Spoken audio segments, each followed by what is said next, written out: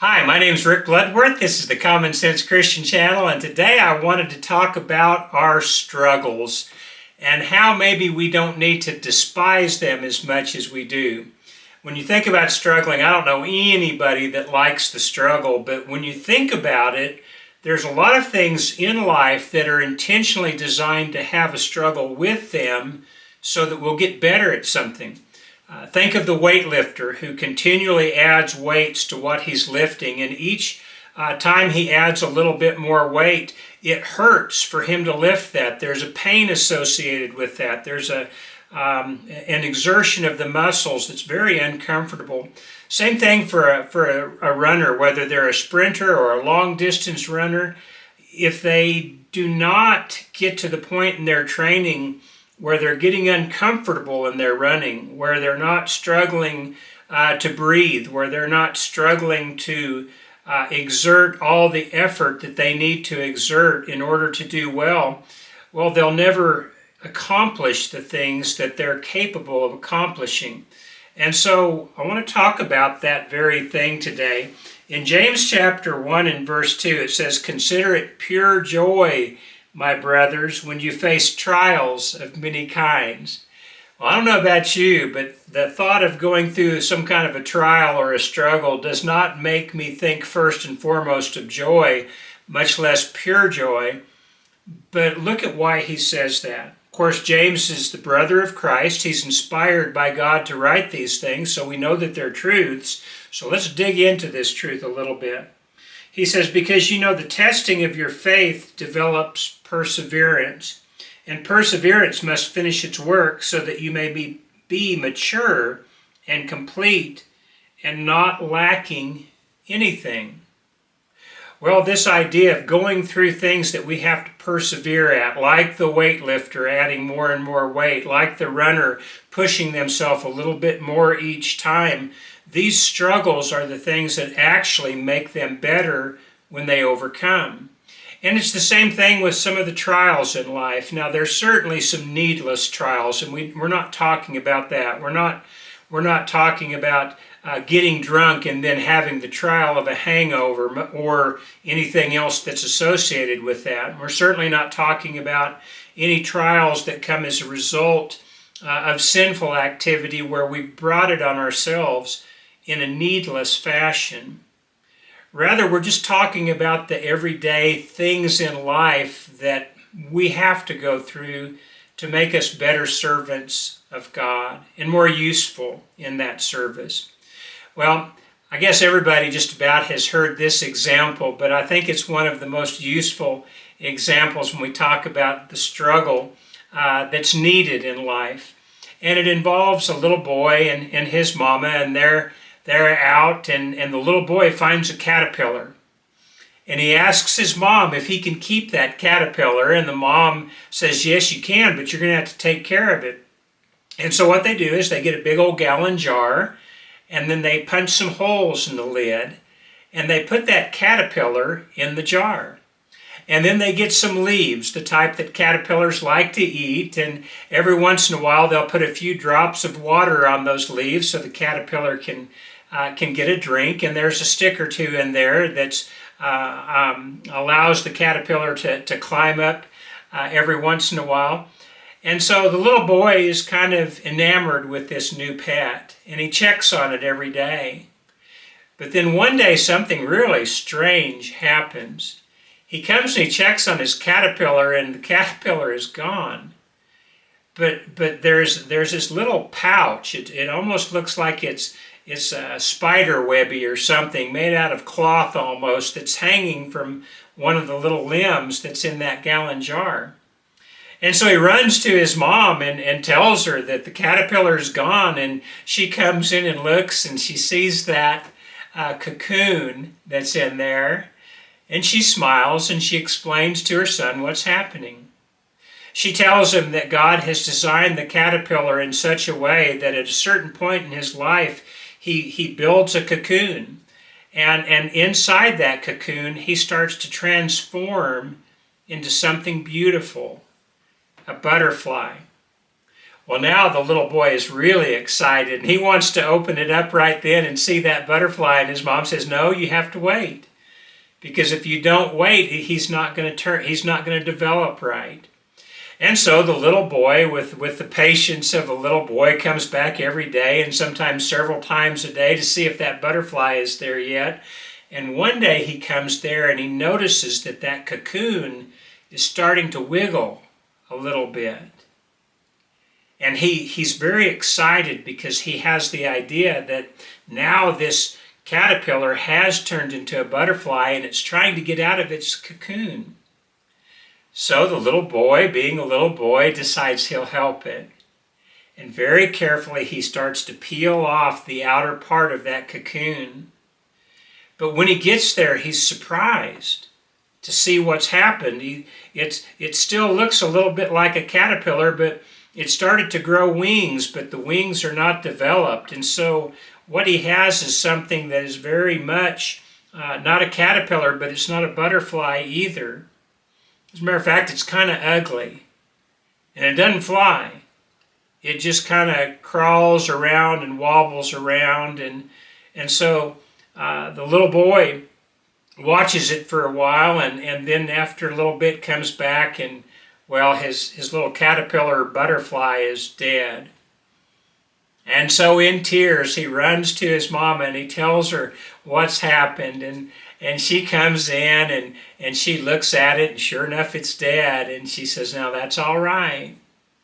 But she said, caterpillars need that struggle in order to become butterflies. And by taking it out of the cocoon before the caterpillar was ready, you took away the struggle. And so its wings didn't get strong enough and they didn't develop fully. It wasn't quite ready to come out of that cocoon yet. And it was because of this weakened stage and this stage where he wasn't quite ready that it caused him to die. And she said, don't worry though, we'll get another caterpillar and this time we'll really take care of it and we'll let it develop on its own and we'll let it come out of its cocoon on its own. Well, think about that. Think about this situation. We all know that there is a temptation in our lives to lessen the struggles of people. And when we're trying to ease a burden, something that they can't rightfully be expected to handle on their own, that's a good thing. It's good to help bear one another's burden. But we're also told that each one needs to carry their own load. And the idea behind that is there is a reasonable amount that each one of us needs to take care of for ourselves. And anything beyond that, then we can seek help and we'll need help at. And anything beyond that for other people, we need to be kind of on the lookout so we can help them when they get to that point. But if we help them in something that they can help themselves, they don't develop quite right. Think about what we've done with sports in recent years, especially among our kids. And what we have done is we, in an attempt to try and build up their self-esteem, sometimes we take out the struggle. And we don't encourage them to work so hard towards excellence. And because of that, since they haven't worked so hard towards excellence, they don't become excellent. It's the same thing with a student whose parent is always helping them with the homework and sometimes even doing the homework for them. The child soon learns that they can be placed on a type of a welfare, whether it's academic welfare or athletic welfare or any other kind, where they can kind of get by without a lot of hard work just by letting somebody else do it for them. And so in recent years, we have started to modify the way that we grade people. Very rarely do you see anybody that does not pass a course, even when they deserve very much to fail. Very, very often in athletics, we'll see everybody get a participation trophy.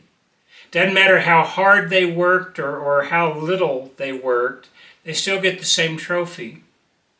And our kids from that learn a couple of things. One, there are some things in life that just aren't fair. If somebody's not doing any work and yet they're getting the same result as you are. And what that has a tendency to do is it tends to weaken society as a whole. It tends to dumb down society as a whole. Until finally we've got a population that's weak, that cannot handle any type of adversity. You just look at all the things from that people are taking drugs for their depression and their mental illnesses and all these things that they can't cope with. And we've been diagnosing people with heretofore unknown diseases, but now we know about them because it certainly couldn't be that we're doing something wrong as parents or that our children are doing something wrong with their lack of effort. And so we diagnose them with a problem and we give them excuses. And while it's very true that there are some people who very certainly have learning disabilities and physical disabilities that we can pinpoint and we know they're going to need help because of, we start searching for excuses for others who really don't have these mental or physical disabilities, but we treat them as if they're disabled, and eventually they become disabled. What's happened? We've taken away the struggle. We've helped them get out of the cocoon too soon. They haven't been able to develop their own wings, and as a result of that, they're never able to spread their own wings and fly. And we cheat our children out of their birthright because we are so concerned that they might not make it without our help in every little thing. I want to be very clear. There are some things that we need to offer help in. There are very real disabilities in life that people need a hand up. But we have gotten so much in our society to where we're giving people handouts that don't need it. And we're keeping them from developing. We are stealing their struggle. And why do we do that? I think it's in part because we read verses like this in James where it says, "Consider it pure joy, my brothers, when you encounter various trials." And we don't consider it joy. We don't consider this a way to get better for the Master's service. We consider it cruel, as a matter of fact, by God, that He would allow us to go through difficulties. We get mad at Him and we rail against Him and we might even leave His service because we believe He's let us down when He hadn't let us down at all. He's told us how we're going to grow stronger. And we know this in every area of life. We know that if we're going to get stronger physically, we're going to have to lift a little bit more weights, and that lifting is going to be a little bit uncomfortable. If we're going to get faster, we're going to have to push ourselves to the point where it's uncomfortable, and we're tired, and we might even hurt a little bit. And academically, we might sometimes have to stay up a little bit later so that we can grasp certain subjects, instead of letting mommy or daddy do our homework for us. Because quite frankly, mommy and daddy are not going to follow us into the work field, into the workforce, and do our homework for us when we're through with the job that afternoon. The struggle is important in every area of life. Not unnecessary struggle, but necessary struggle is so critical. And we need to have the wisdom to be able to see the difference between the necessary struggle and the unnecessary struggle so that we can let people work out their own trials that they're capable of working out. And then we give them a hand up when they're in a situation where they can't reasonably be expected to get out of that situation. It's a tricky thing, I suppose, to a certain degree, but let's face it. When we're training athletes, it's not that tricky. We know they've got to lift more weight in order to become stronger. They've got to run harder and longer in order to get better at that. They've got to work harder at their jobs in order to excel. They've got to work harder in school to excel.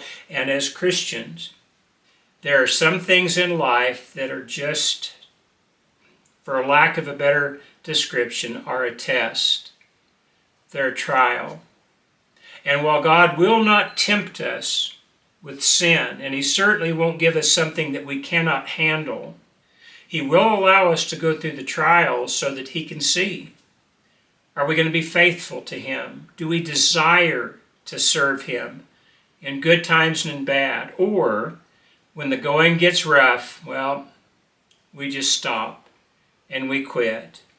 Or even worse, we surround ourselves with people that say, "Attaboy," for doing the littlest bit, and they give us a participation trophy.